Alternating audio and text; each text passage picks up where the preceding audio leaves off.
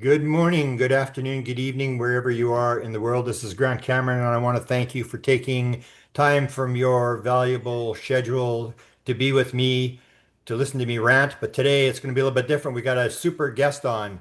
I have said I had my awakening. I've been at this for 50 years. In 2012, I had a consciousness awakening that came as a knowing. I knew this was how it worked. I came during a lecture when Colin Andrews was giving a lecture, and it suddenly the light came on, and I dumped all the presidential stuff, all the UFO stuff, and it went to consciousness. And I've said for many years that the UFO field is very much in the Rodney Dangerfield era, where they're still trying to prove to the skeptics who have their crown chakra stuck up their root chakra that this thing is for real. And I've said until we get into consciousness, we aren't going to move. We're like on the 10-yard line of a football game. We can't move. We're fumbling the ball. We're missing. And in the last year, there's been two major developments that are major plays where the ball has moved down the field. And I can now confidently predict that we are on the verge of solving how reality works and moving towards it. And it's got to do with consciousness. And my guest today is Hakim Isler, who ran the Psi Games this year. And he'll explain what this is. This was one of the big plays. This is one of the things that really moved things along. And the other one, of course, was the telepathy tapes, which a year ago nobody even knew what it was. And now you can go anywhere in the world and people basically know what this is. We have made great progress, and a lot of people have stopped chasing the lights in the sky and have gone to try to talk to the people who have had the encounters, who have had the knowings, and trace this whole aspect of consciousness, which I was told in 2012 is what this is all about. So, Hakeem, welcome, and I want to welcome my co-host on this is Cindy Voll, who has been very helpful and is setting up a lot of interviews for me. She's like the ever-ready bunny in terms of ufology. She's got lots of energy and a great willingness to try to solve this thing. So welcome, Cindy, and welcome, Hakeem. Hi. Hey, thank you. Thank you so much, both of you. I appreciate it. Beautiful. As I said before we started, this is an honor. I mean, I heard about this, and you're good friends with my friend Rob Freeman. We've been doing interviews for years about this stuff that this vision without eyes that he's been working on, Mhm. and it's almost like the time was right, and suddenly the ball moved, and he suddenly people started to pick it up, and he picked up this one girl who you can maybe talk about this Dalia, who they on the team they call her the Dalai Lama. She is absolutely unbelievable. I've done a couple of interviews with her, and I've tested her, and she looked through four blindfolds at the same time, and this kind of stuff is what people go wow at, but this is an indication that we are on the right track, that we're actually making some move. So, Hakeem, I want to talk to you about three things I mentioned before, and I want to talk to you first about the field that I've sort of in, sort of not in. I've written a lot of books about it, and that is the UFO field and the whole idea in the UFO field. Everybody's fighting, everybody's accusing other people of being working for the government and this whole idea, my thing is always when the whistleblowers come forward, I say, how is it possible that some guy can take the most highly classified secret in the United States and go running out there and tell people about it? It just doesn't make any sense to me. It's almost like you got the atomic bomb. I'm going to tell you where the bombs are and stuff like that, and it never made any sense to me. And so people will say, this is just a big psyop. I mean, this is the government's playing with us, and everybody's accusing everybody else of being on disinformation people. And you've got a background in this, so I wanted to sort of ask you to sort of talk about how good the government is at this, what a psyop is. And my basic question to you is, when you look at the UFO field, is there any indications when you see what's going on and you say, "Oh, I know what's going on here"? Because for me, I'm a civilian. I'm on the street. I've come from Canada, and I'm looking at it, and I can't make heads or tails of who's telling the truth, what's going on. And you've got some background that you can sort of sort this out. So tell us what a psyop is and how this actually operates. Yeah, that's it's a lot in what you just said, and I appreciate the opportunity to talk about it. One of the things I would start with is that when I was in PSYOP, we always believed, and I still believe to this day, that if you do your job correctly and if you do it well, then it's going to be hard for anyone to figure out. And the reason being is because there are four different ways to come at a PSYOP when you start to develop one. And that is to first start with um, this thing. So you have this objective, and you say, well, what when people look at our objective, what do you want them to see? And so you start with that. Then you move on to what's the opposite thing that they could see if they were to look at our objective. Then you write that on the board, or you collect that information. What's a combination between what you want them to see and what's the opposite? You write that down. And then what's the thing that's totally outside of the realm of what the average person would think, maybe the conspiracy theorist. So those are your starting points. And if you start from there, then what you end up doing is you build a PSYOP that incorporates all of the different perspectives. And so it makes it very difficult for a person to come from either I see exactly what it is, I see the opposite of what it is, I see a combination, or I see something totally outside of the realm, because that's what you're starting from when you start to develop. So it makes it very difficult for the average person to break through. And that's one of the challenges. Now, one of the things that I also see, though, is that I see that there, PSYOP is in the things that I've seen have gotten lazy, where they're not really, like this, what was it? The New York Times or the Wall Street Journal just wrote an article, and that was just so like ridiculous. And you were just like, okay, this is very clearly, they didn't really do any real homework here, and try to manipulate very strongly the people. And so you see that happening as well. And I just like to tell people that if it's done well, it's very difficult, because a PSYOP team, that's all they do all day long, all week long, Yeah. 8, 10 hours a day. It's multiple people, multiple brains looking at the same issue, trying to create this and develop these PSYACs, which lead to a PSYOP. And most people don't know about the PSYACs, but there are actions that are taken and designed to create an overall PSYOP, right? So there's different things that you do, different actions you take or create that will lead to the PSYOP itself. And so you're looking at PSYACs first, and then how they develop the PSYOP. And so I would like to just say for people that they have to really hold on to the fact that sometimes the easiest people to sway are the people who truly believe that they know the answer. And so always keep your mind open, and always be looking for the possibilities. And that's going to stay flexible, and that's going to help you more than anything else.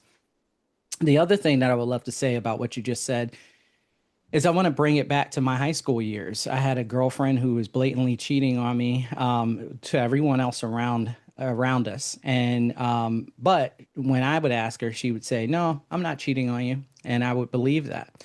And so what you end up coming to is a point where it's like, why do I keep looking for her to say it when all of the evidence around me screaming that the truth is the truth? The people around me are like, "Hey, dude, I saw her at the bowling alley, and she was with this guy." Yeah. And back then they didn't have cell phones, so it wasn't like a lot of photos or Yeah. anything, unless you got one of those old, Yeah. Polaroid cameras.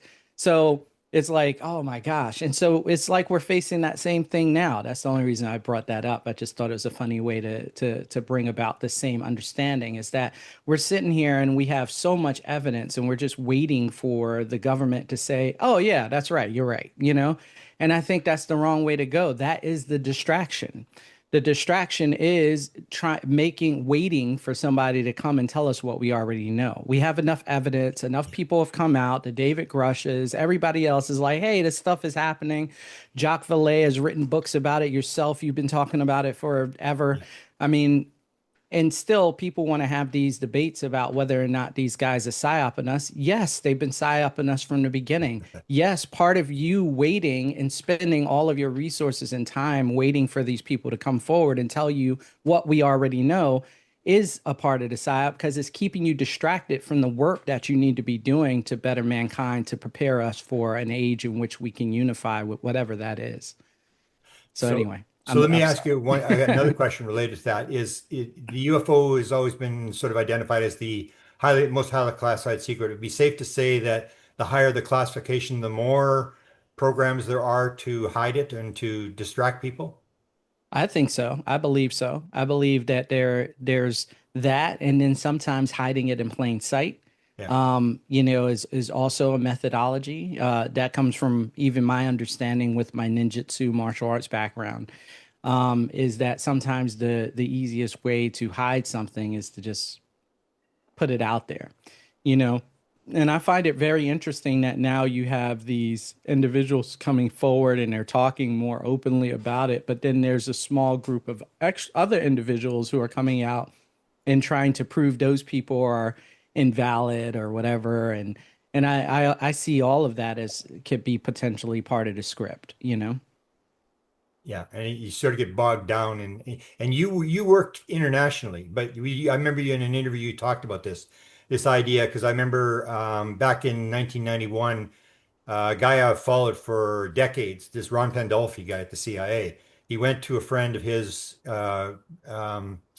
Dan Smith, and he said, I'm going to Los Alamos to talk to the aliens, and he went, what? And he posted this thing, and he went to the Inspector General at the CIA. He filed a complaint, and apparently they spent $100,000 investigating this thing. Like, if you're in the CIA, why are you talking about UFOs to an American citizen?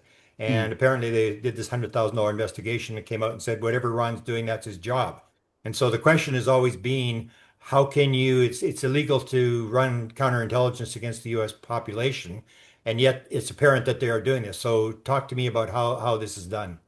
Yeah, so when I part of our oath when we go into Psi Op in the Army, the U.S. Army, is to, we persuade, change, and influence the hearts and minds of a foreign target audience. We're not supposed to use it here. Now, there are certain conditions where PSYOP can be used, or when we use PSYOP in a capacity domestically, we call it information operations. So, for instance, Hurricane Katrina, when that took place, you had PSYOP people on the ground who were out there spreading information, doing things of that nature, and they called them information operations, and not psyop. So if you talk to somebody on the ground, even though their designator, if you were to look at their DD 214, it would say 37 Fox, which is the nomenclature for, or the identifier for psyop. They would say, "Oh no, we are information operations," right? And then we so cleverly in the military decided that we were going to change our name because PSYOP always had this like kind of weird connotation with it. When you would go and talk to people overseas, they would be like, "Oh man, I don't want to give this guy, I don't want to talk to this guy. They're already on guard." So we started trying to change it to like military information operations specialist, like this MISO, or specialty operations. And so we went through these name changes to try to cover it up. But here's the thing. So you take this oath, but then you get out and you are a civilian and you say, well, I have this skill. What am I going to do with it? And you find a job in a marketing company or a political strategist, or, or one of these branches. And then, yeah, I'm not using PSYOP because I'm no longer in the military capacity, but I'm using those techniques and skills in this other job because that's all I know how to do. And so, yeah, you're still using PSYOP. It's just a matter of play on words and how people, get around the things. I mean, and if you go even deeper back, Bernays, who was a marketing genius, lived up until maybe like 10 years ago or 15 years ago. Robert Bernays, he actually helped develop PSYOP for the Army. And so he was a marketer, a public marketer. He's behind like Lucky Cigarettes, the green, and getting that popular. The reason we eat bacon with meal breakfast. He's done so many different campaigns over the years. But then they hired him as a person to come in and help them develop the Army, develop the PSYOP program. And so, what did he do? He didn't create all new stuff. He just took the same stuff he had been doing to the American population and put it in a curriculum for the Army. And so, you see so there's all this overlap. So, if I was to talk to a marketing person, chances are we're going to have a lot of and we're going to have a lot of similarities in our language and how we see things when it comes down to marketing or influence, and so that's where that bridge happens, is that many people think of it as a separate thing, but it's just a tactical version of, Exactly. marketing, Exactly. and so, and I was tactical PSYOP, which actually specifically is the tactical version of PSYOP. So there's like regional PSYOP where you work in an embassy, and there's tactical PSYOP. And I would actually be in the field, boots on ground with people as, we were doing searches or, information campaigns and things of that nature. So, Wow. And you've got a magic background as well. So the question would be, how easy is it for people to be fooled in terms of the people? Because I've oh, always warned people. I said, I know what the figure is. You hear Eric Davis talk about the fact that the stuff to control, the money that's spent to control and protect a black program is 10 times the money of the program. And some people say it's 2 to 3 times, but they spend a lot of money on, say, counterintelligence or psyops to protect this. And I tell people they've done this since World War II. They know what they're doing. And people are running around acting as if there is no such program, that everybody's just sort of there and they don't realize that there's this massive organization there to protect the program. yeah. So I just this correction, I am not a magician. I have no magic background, Well, I thought you had a magic background although as my well. friend Chris Ramsey is Yeah. legit. He's the man. He's the guy. But I I mean, some of those when Chris and I talk, many of the things that he does is similar to what we do in PSYOP as well. And so the money spent for PSYOP is to get people off the path of the truth is really spent on counterintelligence agencies because they are the ones who have these people who think on these deeper levels. Truth be told, if we were to say the average American or foreign citizen, they're not thinking deep enough on to be able to deal with this. So you don't spend a lot of money in that realm. You spend a lot of money on hiding it from other or other intelligence agencies because those are the cream of the crop. Those are the people who are using vast resources to try to get your information and understand what's going on. But the average American is very easy to fool, right? You just have to figure out what their bias is, and you have to wrap everything in their understanding of their bias. And so in PSYOP, we started with the Maslow's hierarchy of needs. So that bottom, like you talked about, that root chakra, that base of the Maslow's hierarchy needs is all about, you know, survival. So it's all about the food, water, shelter. And then you get that, and then you move up to like safety and security. And then you get that, and you move up to recognition and esteem. And you just keep going up the ladder. And each one of us as an individual fall into one of those categories as to what our greatest need is. And so once you identify what people are looking for and what need they have, you just wrap everything in that. And then that's what makes it so insidious is that if you find a person's truth and you wrap everything in that truth and they just eat it up, and that makes it really easy. Whereas the intelligence agents and PSYOP, when I was in, we were told, hey, keep reevaluating yourself. Know that you have a hook. So we all identify that we have a hook, something that somebody can say or do that's going to make us start to want to believe them. Identify that first, recognize the signs of when you're getting hooked, and then start to and keep reevaluating yourself because at any moment in time, your programming could kick in and then you find yourself hooked and not re-examining, oh man, I'm hooked right now. So those intelligence agents and people who work in those departments, they're all taught and trained to keep re-examining and do all that stuff. And even so, we still get caught. So the average American's not doing that, or the average citizen in whatever country is not doing that. So they're a lot more easier to sway. They have jobs and other things. And Yeah. so they just have sound bites. And so how do you wrap the sound bite in their truth? And then as long as you can wrap the sound bite in their truth, then they're gonna grab a hold of it. And if you want to make it even more sticky, then what you would do is you would create it in such a way that you're not feeding them that truth, but they come to the conclusion of that truth on their own. And that way they will defend it until the end because you'll say, oh, that's not true. And they'll say, well, I did the research, and, Yeah. not knowing that research and, is created for them. When I speak on PSYOP, I've been saying I was going to do this for a matter of years, but with Fiverr and Freelancer, I can develop a website and subsequent links on that website and people who look professional for like $400 and have it go multiple layers deep, right?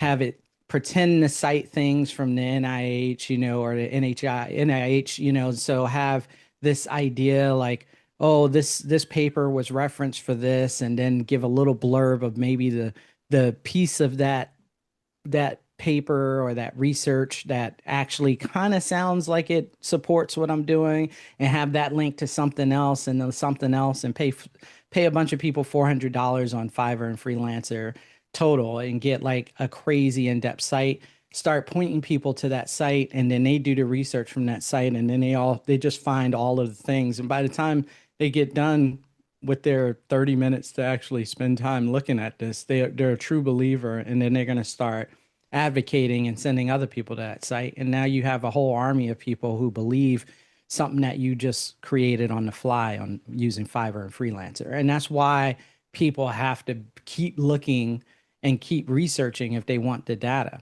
But for me personally, just to kind of move into a new direction, I'm past all of that crap. Like I'm like, okay, it's there, Psi Op's there, it's really difficult, but what can I do to move the needle?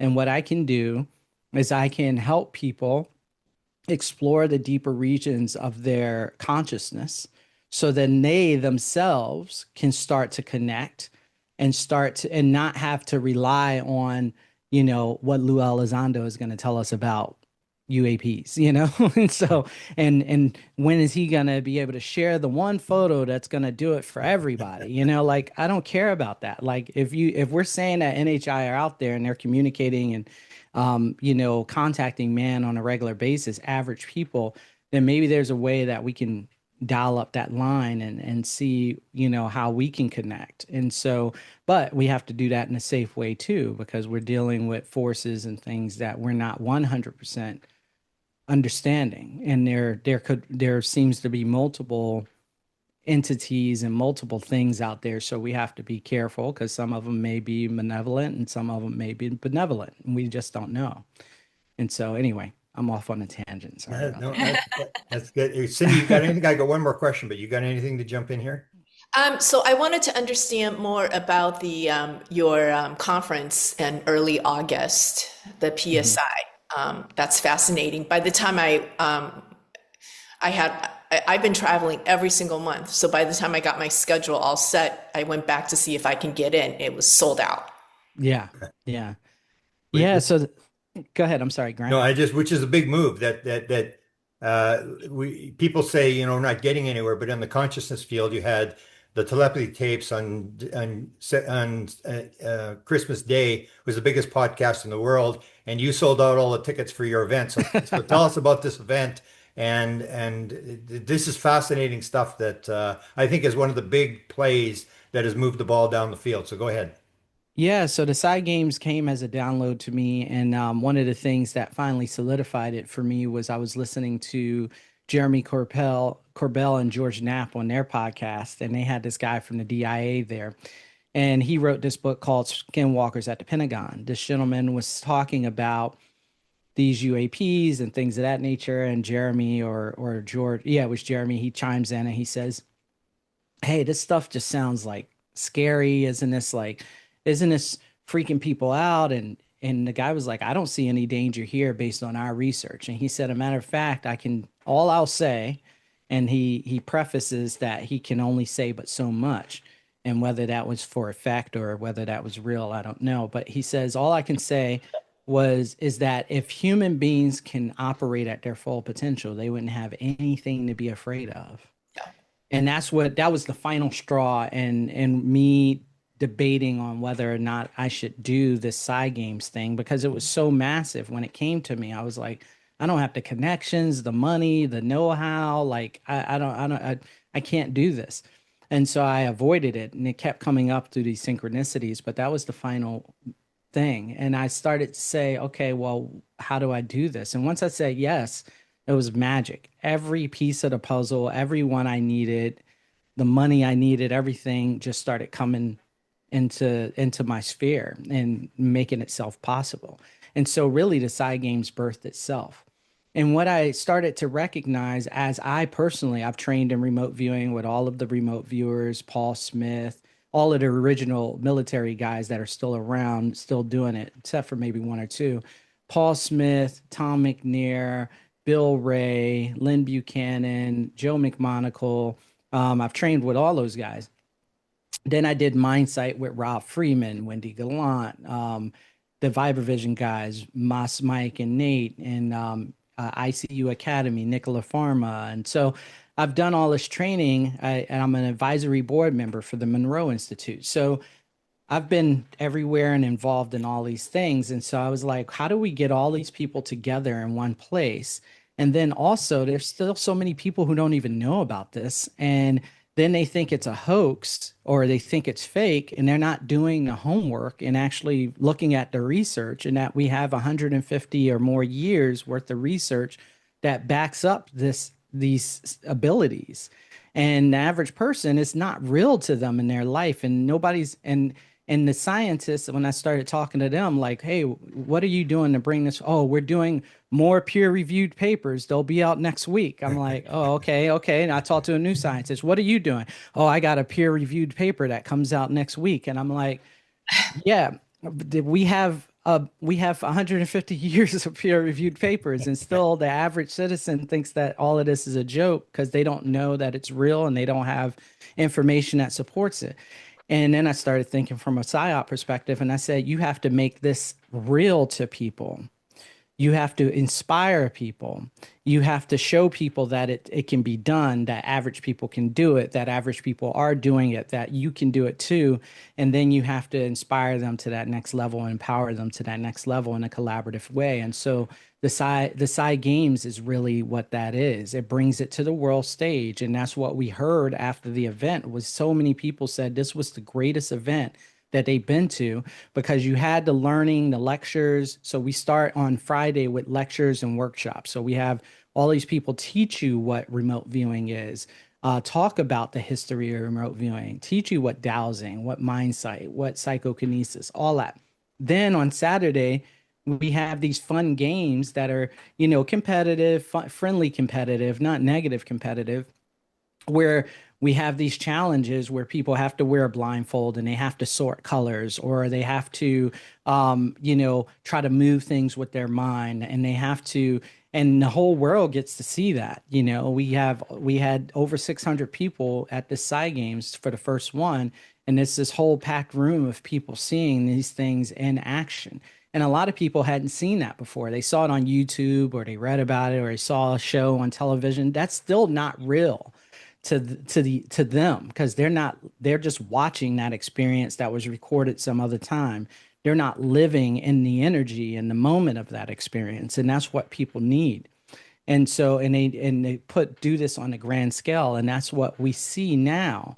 Is only a few weeks after this event, people are posting online, they're building teams, they're training at home, they're practicing for next year, like, I'm going to get my kid to do it, like it's a huge thing.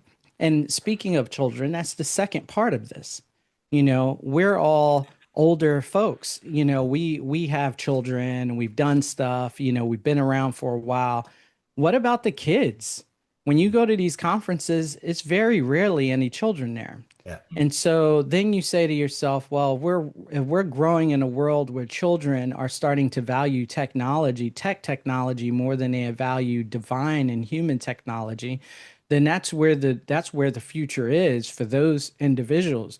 And then we say that we want them to really understand and embody and love their divine technology, but we don't have a stage or a place for them to actually go to explore that in a safe, collaborative community that supports them, not shuts them down, not tells them they're weird for having an imaginary friend, or you've been imagining too long. Now it's time to get with real world, real adult stuff, and really support them in their intuitive awakening, and then have them grow in that.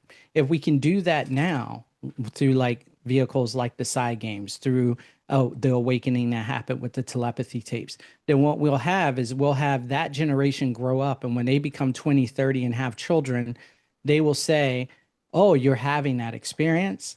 I did too, and there's a place that we can go or people that we can go and talk to that can help us guide you with some good quality mentorship. And that's how we can change the paradigm within a generation if we had something like that. And so the Psi Games is not only for adults, it's for children too. We had a whole kids play area that the kids got to do mind sight. I actually sat in there and watched kids go from I've never done this before to seeing almost 100% accuracy through their blindfold to see them bend forks and bend spoons and do things that, adults, we have sometimes challenges. We're like, this thing is so hard to bend this spoon. They're just picking it up like, oh, I saw that kid do it, then I can do it, you know? And they're going through these phases. So how do we're changing that paradigm. We're making it real for people. Science is good, research is good, but until you make it real for the people, then you're just another small group of people trying to get your word out there, but it's not real to anybody. And you want to see change, but you're not really changing the people. The people is where the change happens, not what you do in a laboratory. And so if we can connect the two, the laboratory, the research, the science, to the emotional connection of the people, then we start to see real change. And that's what we're trying to do with the Psi Game. Wow. It came to you as a download. Can you talk about, you probably know the concept of belief versus knowing. And that's Mm. the hardest thing I tried to explain to people when I had my experience is, just don't question me. I know this is real. I know this is the answer. And in science, basically what you have in science is you have belief. They work on a hypothesis, they go through the observation, they make a conclusion, then they make like another guess. Oh no, it's not this. Now it looks like it's this. And they do another thing, and they're always guessing as how things work, and it keeps Mhm. changing. Whereas when you have yours, I think you described this, you were on a bus or a plane or something, and it suddenly it came to you, and that's hard to explain. Have you tried to explain this to people, this concept of knowing that there's a field where once you get material, you know for a fact that this is real? Yeah, it's funny that you say that because I'm a Gemini, right? So there's two of me in here somewhere. So I'm trying to narrow it down to one, Grant, but it's not working. Um, yeah, so me having this Psi Op background, I actually, I did go through that struggle where I had something that I knew was absolutely 100% real to all of my being, but then my logic was Yeah, like, the nah, left bro, brain you comes got, in. yeah. My left brain came in and was like, wait a minute, you're a PSYOP guy. You got to be objective about this. You have to be objective about your subjective experience. That's how we're trained, right? And so then I'm like trying to be objective, and I'm like, well, maybe I was thinking, this way, or maybe this thing happened. And so it took me a while to really get past that. And it was those synchronicities. And this is where I tell people, this is where the Psi Games and my path was born, but it really did birth itself. I watched my partner give birth to our child, and it was like, okay, once she was coming. Like you couldn't Yeah, stop it. Like, yeah. it's like the water broke, okay, it's coming, Yeah, like yeah. you could try to disbelieve or, come up with all reasons why it shouldn't happen right now, but she's on her way, and Yeah. so that was how the Psi Games happened, is that I tried to rationalize and get around it. And, it came. And then once I finally came back to the understanding that no, that's because I knew this was real. I knew what was going to happen. It came to me very clearly. And it spoke to me, and then it continued to speak to me because I was going through that disbelief period. And I would say for people listening that that's one of the greatest lessons that I had. And maybe not all the time it comes that way where you get a knowing and then you deny it. Sometimes maybe it goes away and goes someone else. But for me, that wasn't the experience. It didn't go away. It came to me and it kept going. And this is the reason I say that is because I have talked to people who are like, man, I had this idea about the Psi Games like 10, 15, 20 years ago, and Yeah. it came to me and I knew, I and I had was it. like, Yeah. I'm ready to go, but the pieces didn't happen for them. They got sidetracked with other things in life or whatever. But for me, I didn't have a choice. I knew it. I tried to debate against it, but it was like, nah, bro, you're it. And I'm not, we're not going to anyone else. You have to do it now. And I'm sure there's been plenty of other people with different experiences similar to that, but around different things where, it'll just come to you. So there is that belief, hey, I believe it. But again, you can always wrestle back and forth with, maybe the logic side of your mind. And then there's that intuitive knowing Yeah. where you could try to pretend like it's not happening or you don't know it, but you just know the truth is there. Um, and so, maybe sometimes this would be a good example to bring up, like, when people have tragedy strike their lives and they know, oh, somebody close to me is in danger or somebody close to me has gotten hurt, and they try to then rationalize why that might not be true, and only to find out later that indeed it was the case. And Yeah. so, um, yeah, that might make it a little bit more real for people to take it from that perspective.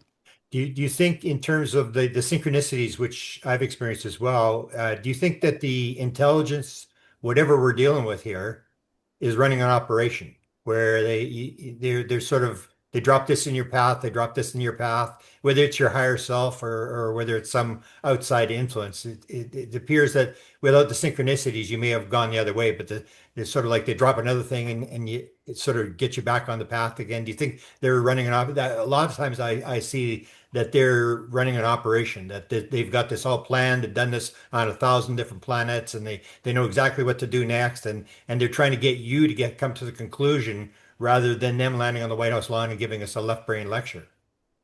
Yeah, I definitely think if I was to be true to my training in the past, like I definitely believe that that could be a possibility. Yeah. And I've thought about that as a possibility.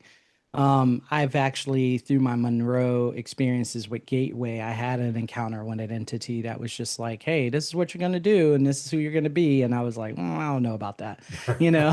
And so, um, and now I see how those things that were told to me can start to become a reality based on where I am now and the things that are happening to me now with the Psi games. And now I'm like, oh, okay, if I play this out down the line, I'll likely be exactly where this thing was telling me that I'm going to be. So I definitely feel like there could be some of that.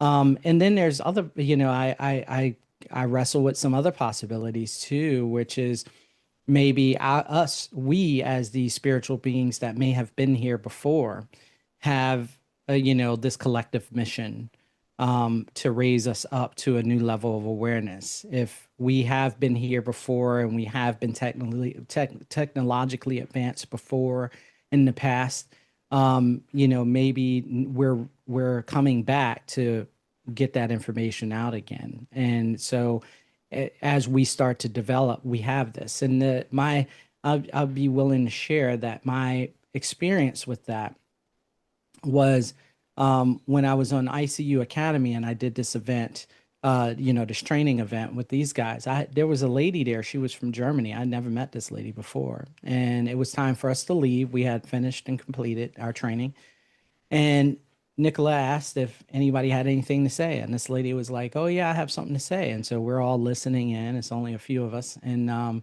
this lady says, "I have something to say to Hakim," and so now my ears are all perked up. I've never met this lady before a few days ago on this Zoom.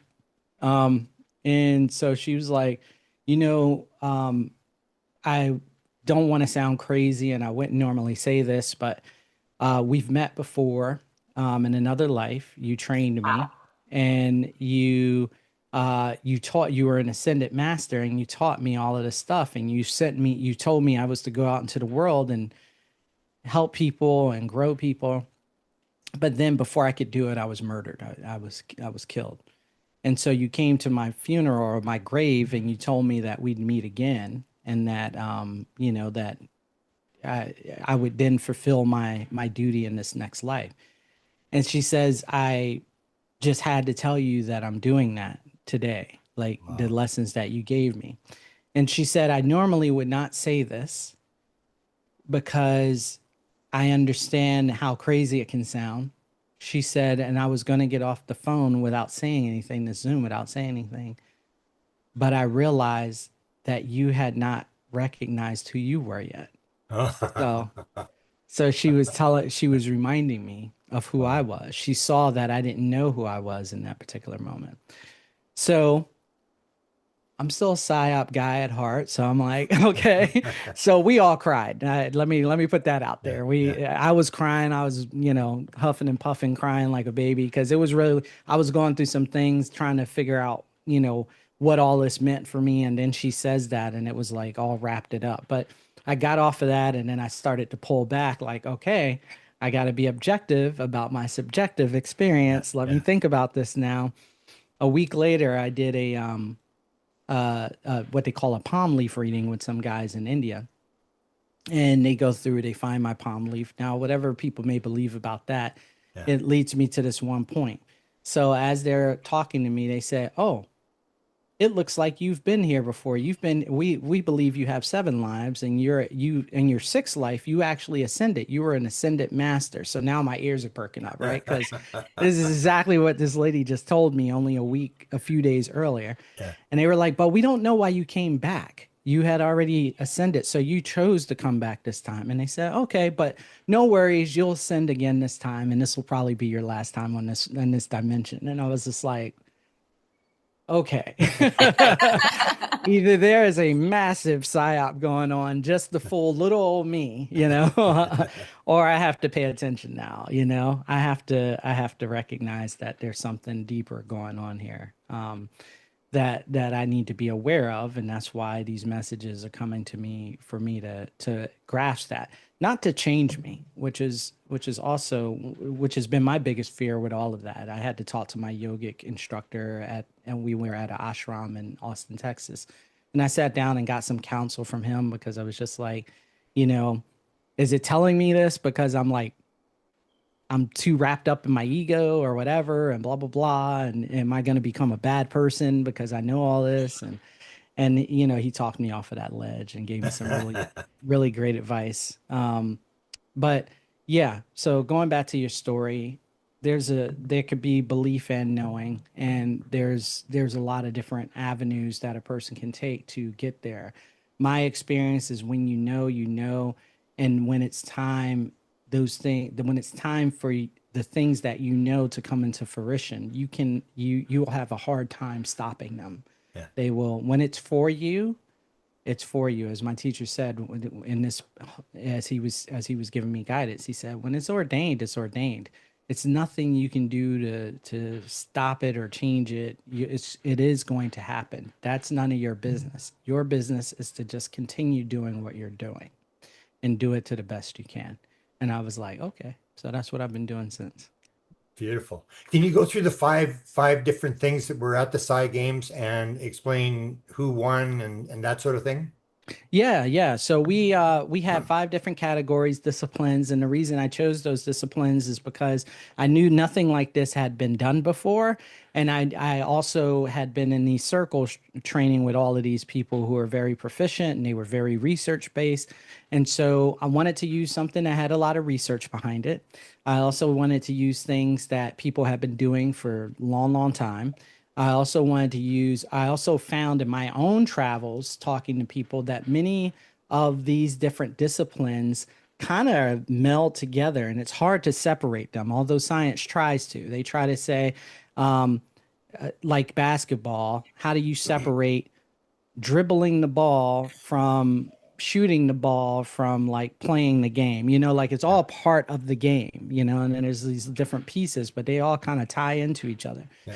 And so when you talk to remote viewers, they will say sometimes they have a remote viewing is about, or let me first explain the 5 categories. The 5 categories are remote viewing, mind sight, precognition, dowsing, and then the last one is psychokinesis, Right. telekinesis. And so when you talk to people in these different realms, they have experiences that are similar to the way we define the other ones. So if you talk to a remote viewer, that's supposed to be bilocation. So that means that my consciousness is both here and there, wherever the place is that I'm looking at or getting information, perceptions, because you're not really looking, that would be clairvoyance. So you're getting perceptions from this place, and your consciousness is located at both. But then there's times that you can be locally perceiving something and it's not remote at all. It's very local. And in those instances, it becomes very much like mind sight in your earliest stages before you're actually seeing through the mask. You perceive things about your location or where you're at. And you're like, oh, okay, I just know that's a ace of hearts, that club that card that you're holding in your hand. I can't see it, I just know, right? The same way you feel or you know this target or this location when you're doing remote viewing. And sometimes you'll go back and forth between those. The same thing with precognition. A lot of people say, well, Ed May, one of the famous researchers from the Stargate program, he will talk about that a lot of it, and Joe McMonagle will say this too. A lot of remote viewing is precognitive, right? Especially if you get feedback. Now we know that there is a good barrier between precognitive remote viewing and regular remote viewing. I don't want to say a barrier, but there's a difference. And that is because Pat Price, who is a famous remote viewer, remote viewed several things that he never got feedback on before he died. And so therefore it couldn't have been precognitive. It was, unless there's something else that people discover about precognition, he never got feedback on that. But for remote viewers who 10, even 20, 30, 40 years down the line get feedback, then they could have been remote viewing their feedback and not actually the target itself as it stood that particular day. So then you have precognition. Then you have psychokinesis. Now, psychokinesis is your ability to interact with energy on multiple different levels. Telekinesis is a subset of psychokinesis in which you can actually influence matter itself, by movement or something of that nature through a conscious means. And so, but healing, if I'm using healing modalities like Reiki, by definition, that's psychokinesis. Now, if I'm using that same type of energy like chi to move or push a person or push this object over, then that then becomes telekinesis, but it's still there. So what does that have to do? That has to do with directing your consciousness, directing your energy, which is a lot like remote viewing to some extent. I'm not using it to heal this person, but I'm using it to connect with something that's outside of what I know as myself through this modality, through this means of consciousness. And so that's there. Dowsing is the same thing. So dowsing and remote viewing are two sides of the same coin, right? So in remote viewing, I have this tasking number and I don't know what I'm looking for, but I know it's out there and I know I can connect to it through this tasking number. With dowsing, I know what I'm looking for. I just don't know where it is. Mm-hmm. So the other one, I don't know what I'm looking for, right? And so I have some idea that it's out in the world. And the other one, I do know what I'm looking for. I just don't know what it is. And that's more of a local perception, whereas remote viewing is a non-local perception. And so those are our modalities. So I think I hit all of them: mind sight, remote viewing, precognition. Yeah. And so my goal was to get that if you're training in one, you're probably more likely to have an easy go at another one.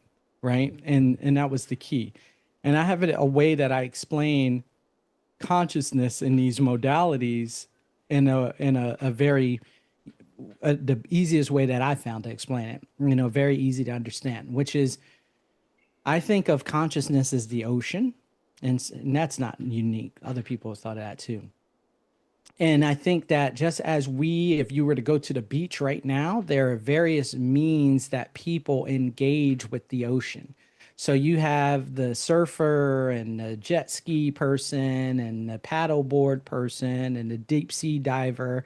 And so when you're out on this ocean of consciousness and you're using one of these modalities, one of those things is like one of these modalities we're talking about. So the remote viewer is the paddleboard guy, right? Mm-hmm. And the mind sight person is the jet ski person.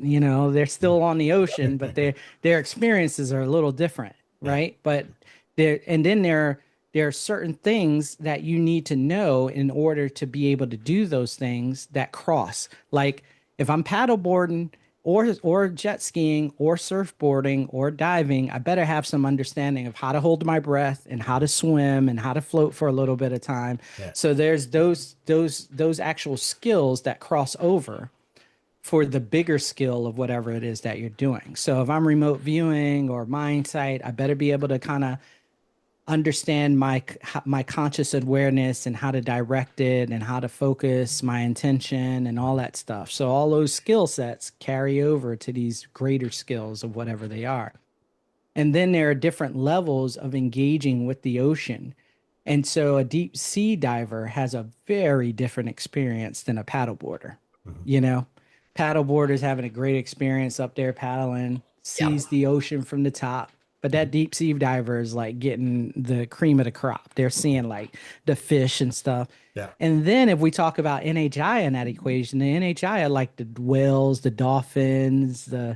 the jellyfish. And so if you're a paddleboarder, you might see a jellyfish, you might see a dolphin come up there, but you're not going to see the crustaceans and things on the bottom of the seafloor like a diver is going to, or have as deep of a encounter with them.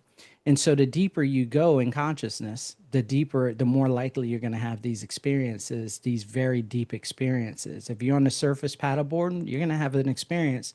It's not going to be as deep as the guy who's swimming with a great whale, Yeah. like, and like seeing the whale and holding on to its tail. That experience is going to be totally different because they've gone deeper Mhm. into this realm of consciousness. And so the winners, what did they show in terms of like I know the one with the vision, I heard that story, but I haven't heard the other ones with the Yeah. so what was the winner in like in say in telekinesis? What did people see? So in telekinesis, I had to develop an app, a software program, and that program worked in conjunction with this thing called the Egley wheel, which has been around for a very long time. It uses biofield energy and your ability to direct that energy to turn this wheel one way or the other. Okay. Now, we have the skeptics and the naysayers. That's great. It's cool. It's Yeah. unfortunate that they don't know what they're talking about. A lot of them, some of them do, but the majority of them have never used the Egley wheel, so they don't know how it works. Yeah. They just come up with magic ideas on how it works. So people say, "Oh, it's the heat from your hand. Oh, it's the static electricity." Okay, got it. Are those possibilities? Maybe, but the reality is that the software asked you to make the wheel turn or do things at an undetermined time that was determined by the software. So maybe I can put my hands in static electricity will make it turn counterclockwise, but when the software says now stop it and make it turn clockwise, you can't use static electricity as Yeah. an example to say, oh, well, just at the time that this program asked me to make it turn clockwise, and then I made it turn clockwise, that was just random static electricity. It's not that way. Yeah. And so that's what they would need to do in order to win. They had to actually stop this, the device, the software would ask them, now you have 2 minutes to make it go counterclockwise. Okay. The person puts their hands there, they're making it go counterclockwise. Okay. And the Egley wheel was inside of a box that had two little hand cutouts that you had to put, and it was clear glass on the top. So it was an enclosed box with the exception of those hand cutouts for you to put your hands in. Wow. So to minimize wind. So people who Yeah. say, oh, it's just wind blowing it. Yeah. And then to minimize anything that would come from the outside. And so they would have their hands in there and they had to focus their intent to get it to go counterclockwise. And within 2 minutes, it'd say, okay, now stop it and make it go clockwise. And then they had to stop it and make it go counterclockwise. Each time they were able to fulfill one of those requests, then they got 5 points. Okay. Right. And if they did not fulfill that request in the time allotted, then they would get no points. Okay. And so, and if they got it to just move, they would get like 2 points. If they got it to move in the direction requested, they would get 5 points. And if it didn't do anything, then they got 0 points. And that's how we scored them. It was 4 different people doing in the individual competitions. And we had a first, second, and third. And then we had the team competition in which we just had a first place winner. And so that was basically how we ran those games. And And the they can you winner could was pretty good at it. I mean, in terms of what they were able to do? Yeah.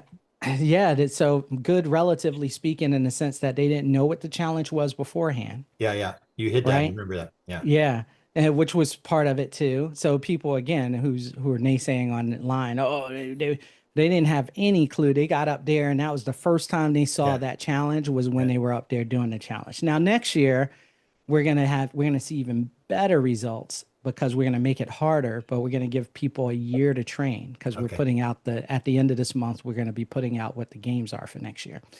Um, so yeah, we saw some really good results. People got stuff to like really do things and move. It was beautiful. And we had winners. We had winners and we blew people's mind. Again, we expanded the global consciousness by allowing people, whether you believe in the 100 monkey theory or whatever, allowing people to see average people doing this right then and there, um, and before their eyes. Not people who were like on the show circuit doing this for like years and years and years, but some of these people had only been doing this for like a year or heard about the side games. They went online because we have an assessment, which I want to get out there too. People are like, oh, so just any random person. No, we actually have, I built this platform called Psi Games Online, which you can go to and you can play these games, these online games, but they're meant to assess your psychic ability and help you develop your psychic ability. And it ranks you. So if you could do, let's say, if you can, we have one that's precognition, and if you can get a score of like 50 out of 100, then you're at this, a significant, a statistically significant, deviation from just the average. And so not only are we logging that data, but then you get to see, oh, you're 50%, but this other guy was 40%, and you get to see where you are. And that's how we chose our individuals that we started to talk to. If you scored really high in those games, then we asked you if you wanted to be a part of the side games, Okay. and then you came there. So there's a whole thing. This isn't like, hey, did you get a bubblegum wrapper out of the Cracker Jack box that said, hey, come to the side games? This is like we're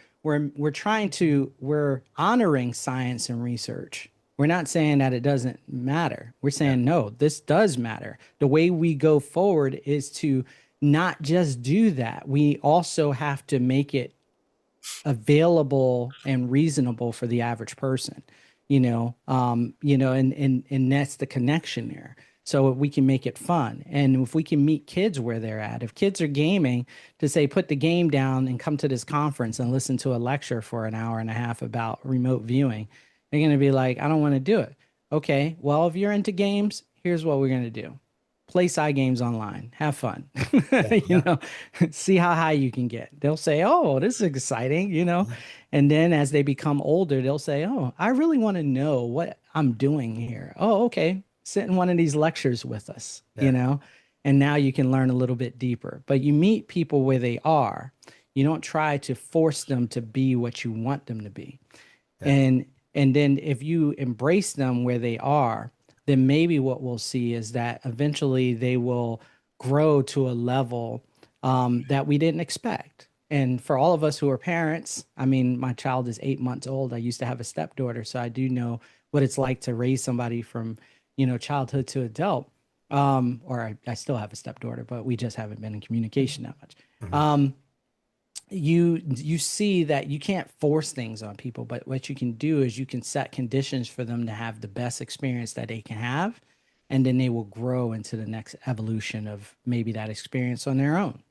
Yeah. And You so, mentioned children, and children are really good at it. People don't realize yes, that they're because the left brain hasn't come online yet. So they're yeah, still very right brained, and they Yep. can do it. And you run martial arts studios, and I think you train the kids. One of the things that I proposed was to get a like almost like a football game where you set up the guidelines and the obstacle course. I don't know if you've seen the Vibravision. They have the kids in Utah where they're going through the obstacle courses and they're shooting guns at targets and drawing and counting money and stuff like that. And I had actually proposed similar to you, except I never got it going, was to run a children's Olympics where you're like mhm, the Vibravision puts up the U.S. team or whoever, because the Australians actually have a team. They actually have uniforms and these kids all go through the obstacle course. And if you had the same obstacle course around the world, you could get these kids, and they're really good at it. And then I asked them just recently, I asked for to do another interview,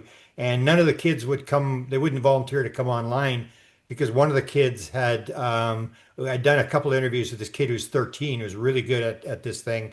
And the video went out there, and all his friends found out about it, and he was ridiculed. And now none of Hmm. the other kids want to come forward with this thing. But you're true that it is this where if it's a game with kids, they don't even think about it, and it Hmm. becomes like how fast can you go through the obstacle course, and who's the best at this. So you train your kids all the time in on this blindfold thing in the martial arts.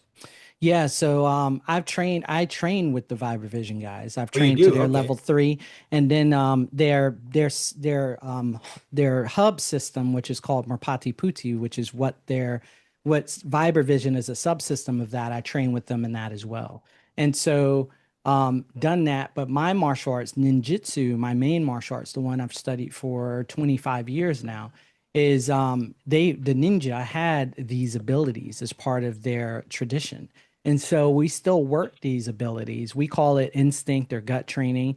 Yeah. And we do that almost every class so that they feel sensitivity.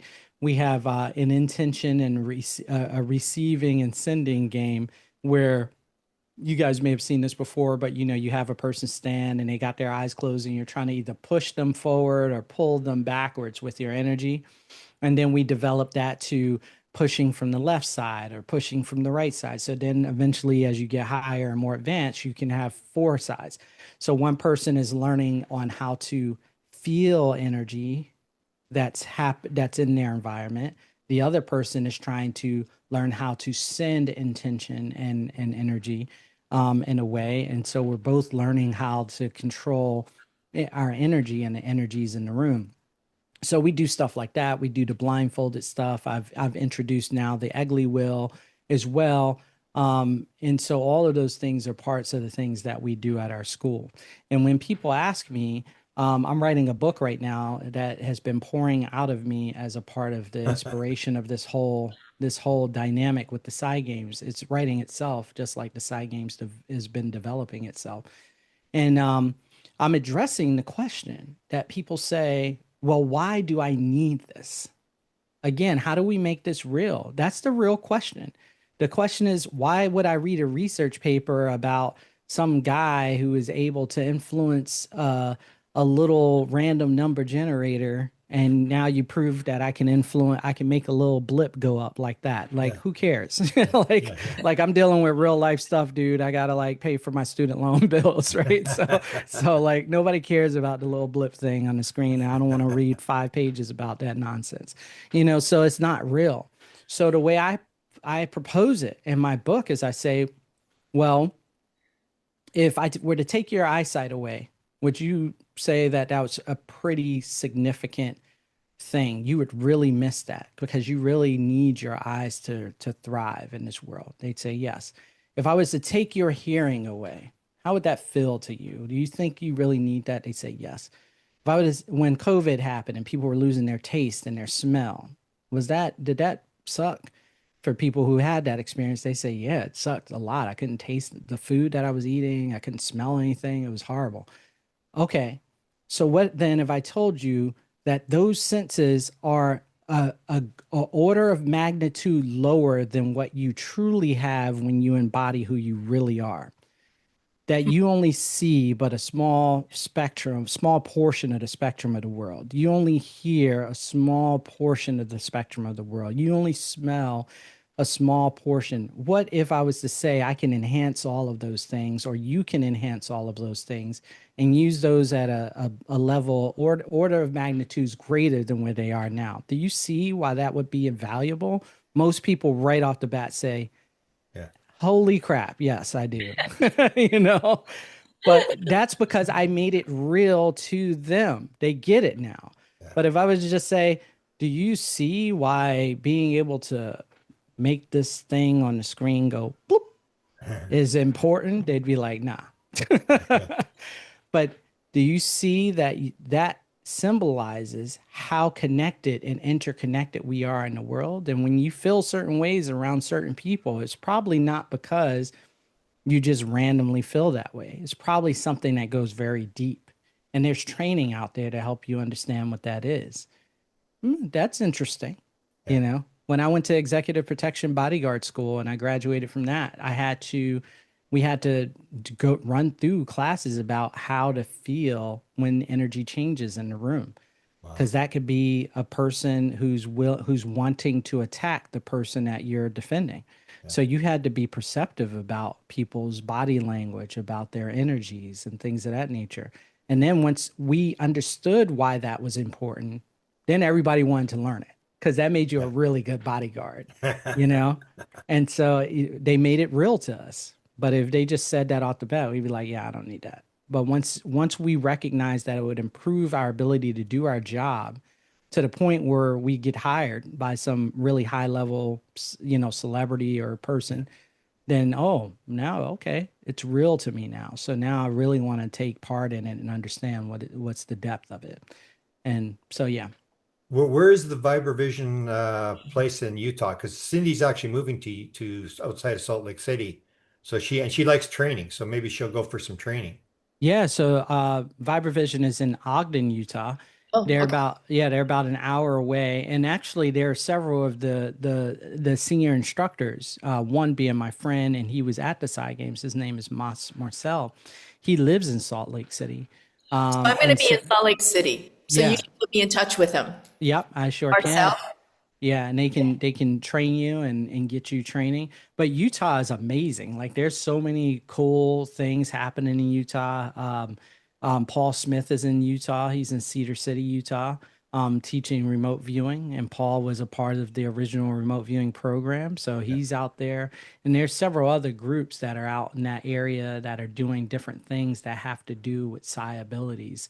Oh, Something's magical about Utah. Not to mention that they have all of the other UAP activity The there, and Skinwalker, yeah. yeah, Skinwalker Ranch. So it's all types of stuff Yeah, happening in Utah. that's the thing is like people say we haven't made any progress, and I say, well, yeah, we actually have because I've been at 50 years. You can say Area 51, and everybody goes, yeah, I know what that is. And you can say Skinwalker Ranch, yeah, I know what that is. You can go to China, they know what that is. And you realize that we are making some headway, like near-death experiences and psi abilities. And my last question, because I don't want to keep you forever, it deals with people who would see Dalia perform. And she's done two demonstrations for me, one with four blindfolds on. And I mean, you see that apparently she got a standing ovation and the place just sort of went crazy. So are you having more people next year, a bigger venue in next year? And can you talk about Dahlia and what she did at the Psi Games? Oh, he's frozen. oh no. This is the main question here. Oh no. Have you got a question you want to go with here when he gets back? Well, I want to know, is it same time next year and early August? Yeah. Um, Because it's in a different city next year, but oh, is it? yeah, and I'm Maybe, assuming they're going to have a bigger venue in terms maybe they of can the come number. to Utah if Utah's got all this stuff going on. It's no, it's still on the East Coast. Here he is He's back. back. Oh, there Yeah. we go. Yay, back. Okay, so talk about Dahlia, and then Cindy wanted to know about the event for next year, where it's going to be held, a bigger venue, what's going to happen there for next year. A little hint for people that might want to get involved. Oh my God, I think Yeah. you should come to Utah if Utah's got all this stuff. I could be of assistance. Yeah, one day I was just actually as I was saying that maybe it was me picking up on what you were thinking, but um so Dahlia did amazing. I brought Dahlia to do a demonstration with me at Contact in the Desert this year. I had a panel and I wanted her on it, so we did that whole thing. She blew people away, and then we did the side games and she competed and she again blew people away. I mean, she had two different types of games. One, we had this peg board and it had these different color pegs on it, like red, yellow, and then we had 24 donut shaped wooden donuts, and they were all different. They were colors that matched the pegs, and so you had to, while she was blindfolded, dig into this box with all these colored donuts, pick out one, and then put it on the proper color peg. And she got 100 for 100. So she got 100%. So 24 for 24, which was 100%. Yeah. Then we did this distance game where you had the blindfold on and we would move. We started at 8 feet and then we would hold up a color and you had to tell us what the color was. And almost as soon as we were pulling out the color, she was, saying what color it was. Wow. And every time she got it right, we would move an additional 4 feet and we'd do it again until we ran out of stage. The stage was 36 feet long. So then we decided to, because everybody was already out of their seat and just awe and amazement. And so we were just like, okay, well, let's keep going. So we went off the stage into the crowd, held it up. She's still getting it. People going crazy. So then we go to the back wall to where there isn't any more room, which is about 60 feet away from her. 60 feet, 6-0. And just in case, so nobody gets my words mixed up, 60 feet away from where she was standing at. And then at the time, a gentleman was helping me. His name is JB. He said, what if we did two colors at the same time? And so we're whispering this as people are cheering and going crazy. And I'm like, well, she already won the game, so let's just go for it. The worst that could happen is that out of the 10 we've just done, she gets one wrong, and it's the hardest one because we hold two up. Yeah. So then Jimmy Church counts down 1, 2, 3. We hold up two colors, and as fast as a cowboy shooting two targets, she yells them out, blue, green, and it was just, and the crowd goes nuts. They're just like standing up, roaring, cheering. And it's amazing. And even with that, guess what? Online, people are like, she was faking. She's looking around the mask. Why is her head turned sideways? Blah, blah, blah, blah. Again, like people just don't understand. Well, that's the left brain coming, because I the second one I used my grandson's cards, the cards with the circles and the different animals and stuff, and she would never have seen those. So I did them, and then I said to my son and my daughter-in-law, I said, hey, I used Kaiser's cards for this blindfold, and they sat there and watched the whole video, and they went, wow, and they're watching it, and she's doing all the cards and stuff like that, and then they said, that's interesting, and then my daughter-in-law looks at me, and the left brain comes online, and she goes, maybe she was peeking, and it's like 4 blindfolds, but that's the thing. The left brain always wants to come up with the alternate explanation, because it's the skeptic, and so that's the thing. And I guess the last question would be her daughter. Her daughter did a little demonstration at your Psi Games as well. Yes, yeah. So Lidu did do a demonstration. She is amazing, that young lady, and it was beautiful. She had somebody randomly would pick a card from a deck, and then her mom would look at it, and then Lidu would say what it was and what the card said on it. And then at one point we had a lady come up from the crowd, and she wrote, just something that anybody would know, but something that was from her mind on this card. And then her mom looked at it, and Lidu was able to say what it was. And it was, what color is the sun? So she answered the question. She didn't actually write down what the question. So she just put yellow. And without seeing the car, without knowing what it was. So that was great. And then I had a funny discussion. You say left brain. So I had a researcher come to me later on that night and was like, it was amazing. He was like, I ran the numbers, and it was like 1 in quadrillion that she would have gotten this thing right, and that Dalia would have got all these right. And so I didn't believe it when I looked it up on Google. So then I did a chat GPT, and it said the same thing, and I didn't believe it. So then I went to Grok. So I'm looking at this researcher. He's literally telling me this. He's like, I went to Google, it said 1 in something quadrillion. He didn't believe it. So then he goes to chat GPT. It says 1 in something quadrillion. So he doesn't believe it. So then he goes to Grok.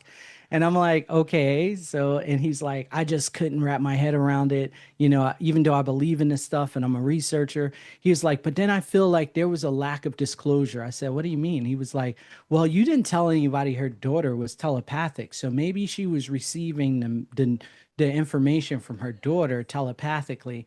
I said, you know what? This is the first ever Psi Games. It's not a laboratory experiment. And I said, I'm very proud of what happened. He said, yeah, but it wasn't so clean and this, that, and other. I was like, why I'm really proud? He's like, what? I was like, because we're not debating on whether or not psi abilities exist. We're just debating about whether it was telepathic or she saw through the blindfold. I'll take that. Let's go.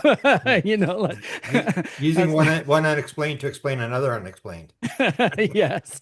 I'm like, okay, if you don't want to believe Google, Grok, and Chat GPT, I think we've done enough today.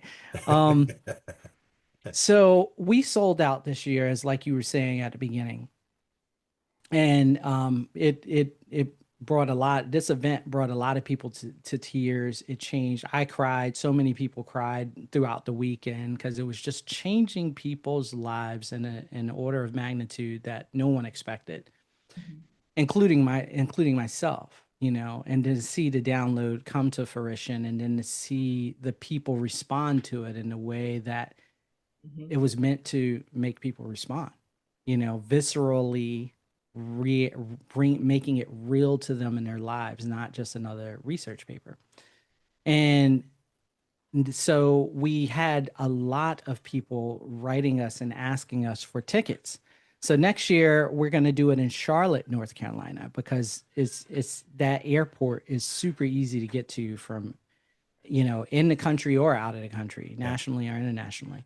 And it has we found a hotel there that can house almost 12,000, I mean 1,200 people. And Okay. this year we were a little over 600 people. Yeah. Mm. So we believe that we'll definitely get to 1,200 people. It's going to be awesome, and then we're just going to keep growing it from there. You know, again, this isn't about the competition. It's competition just makes it fun. You know, Yeah. it's one of the things that we understand. When Bannister ran the 4 minute mile, he broke that, and up until then, people thought it was impossible. Then people started, it changed the resonance of the people, and they started to recognize, okay, let's try this. And other people started beating it. When we crossed the English Channel, when the person who did Yeah. that, you know, before then, nobody thought it. The last person who did it, when that first person did it, they went from it can't be done to that person did it in 24 hours. The last person who crossed the English Channel by swimming did it in 6 hours. Wow. You know, so we went from disbelief, can't be done, no Yeah. one could ever do it, Yeah. to doing it in 24 hours to now 6 hours, you know? Yeah. So what this set, that's what the Psi Games is here. This kind of fun, playful competitiveness, which you've seen in tribes throughout generations who Yeah. use this not to hate each other, Yeah. not to hate within the tribe. It was like, oh no, it's going to improve our physicality, our Yeah. ability to communicate with each other, our playfulness. You know, it's going to get out our energy. We're going to have a good time. So it wasn't meant about like I'm better than you suck. It was like, how can we raise up the whole tribe?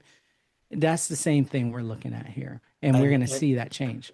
And I talked to Dalia, and they'll have to watch the video. I won't tell what Dalia said, but I asked her whether she got offers after people saw, and she did. And I was just blown away by some of the offers that she got. So did you get any offers from Hollywood or something? Because to me, this looks like a game show thing, like a reality type show Mhm. that could really take off in terms of really moving the needle. Did you people Yeah. come up and propose things to you? Not yet. There's talk out there, you know, but nothing concrete. And, you know, I would love that. I would love that, not because I want to sell out or anything weird. No, because my mission is to get as many people in the world to Yeah. realize and recognize Yeah. that this is real. And there's no better avenue or no better way to do that. And Kai Dickens showed that with the telepathy tapes. Exactly. When you talk to Dr. Diane Powell, she'll tell you like she lost her license for a Yeah. while. She Yeah. was fighting this major uphill battle. You know, she's been working in this field for all these years, and nobody knew who she was but a few people. Unless you got the book ESP Enigma and you were into this Yeah. type of stuff, you didn't know who Dr. Diane Powell was. Yeah. But millions of people know who she is now Yeah. because of the telepathy tapes. Millions of people know about telepathy because of the telepathy tapes. That's what we need for the psi phenomenon in general. And to have a year after year event where we're doing this and we're pushing the envelope, that's what I want to do. So I want to make this like the esports Yeah.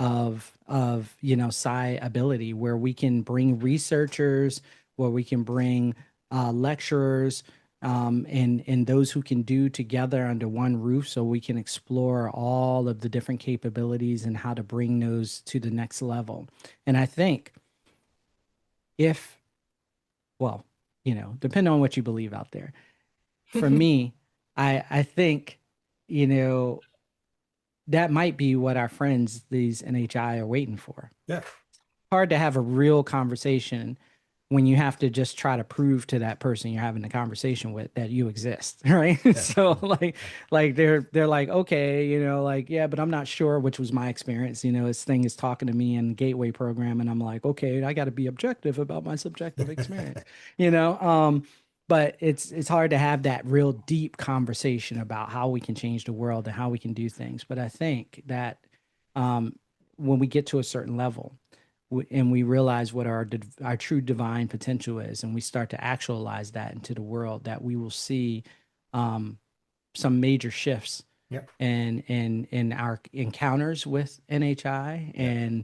and how we're able to not just be a bystander all the time, but actually really engage and not have to wait for the intermediary of the government to be like, oh yeah, this is Yeah, real. exactly. Well, thanks for following your dream and your vision. I mean, I talked to Kai Dickens before she was famous. I interviewed her, and I said as the interview started, I said, I've been in this for 50 years. This is the most important interview I'll ever give. This is the biggest thing I've ever seen in 50 years of studying the paranormal in terms of the shift, where it's almost like the shift has happened. And I think you're part of that shift. You and Kai Dickens have turned this ball and started moving it down the field. And I'm pretty optimistic that we're actually going to get somewhere. So thank you. I mean, you even look at the way history has worked. We're in the West. We want everything yesterday. And if you take a look, I remember Hillary Clinton talked about the fact that women's right to vote started in 1848 with the Fox sisters who had the knockings with the spirituality Hmm. stuff started. They started the right for women to vote. Women didn't get to vote till 1920, and everybody saw that just happened. No, no, it took 80 years. And I think the same thing here. We've been working on this thing for 80 years, the UFO thing, and suddenly to me it appears like the thing has shifted, and everybody's starting to realize it's more than UFOs. It's what you and Kai Dickens are doing. So thank you Actually, so much for following your dream and running with this thing, because a lot of people would have walked away when it got tough, and maybe because of your military background, you knew that you had to, that sometimes when they put you out for you're telling the story about what they do this to you, and they make you move all your bed stuff out onto the court and then put it back in, and then make you do push-ups and then go on a big run and stuff. That you knew that you're used to stress and pain. That you've got to almost like when you're lifting weights, you don't get muscular until you go through the strain of lifting weights. There's always a pain factor in terms of getting there. So I so much appreciate having been able to talk to you, yeah, because you and Kai Dickens are the two biggest stories I've seen in 50 years. Well, thank you. I appreciate that. exciting. 100%. Yeah. Thanks. And Cindy, I'm sure will try to help you as wherever she can, because she's an activator and likes to get in the background. She's actually helping a conference this weekend, next coming weekend. So Cindy's a bundle of energy, and if you can use her for anything, I'm sure she's willing to jump in there and help. Yeah, I'll connect with you via email, Hakeem. Okay, awesome. Awesome. Beautiful. So thanks for your time. We'll let you go because you probably got some classes to run and some more things to solve. And keep going. And I will keep following you and promoting your work because it is extremely important. It is. Thank you guys. I really appreciate it. And Namaste. one way you could do it is right now we have early bird registration for the Psi Games for next There you year go. with $220 off of your ticket if you were to go to our website and sign up today. So Beautiful. What's the and that, website? the website is psigamesinternational.com. So PSI Games International.com. Beautiful. Beautiful. And you're still going to do the five categories, or you haven't really looked at that? Yes, this year we're thinking about replacing dowsing with telepathy. Oh, wow. Okay. So yeah, Yeah. I asked Kai Dickens whether she'd gone. She said no, she was doing filming and stuff like, but I'm sure because there's different camps now. There's Diane Paul's camp, and then there's Kai Dickens camp, and there's all these different. I didn't realize there's all these different tests. There's tests going on here, there's tests going on there, and all these kids have come forward. And apparently, from what I understand, like any one of these kids will blow your mind in Yeah. terms of what they can do.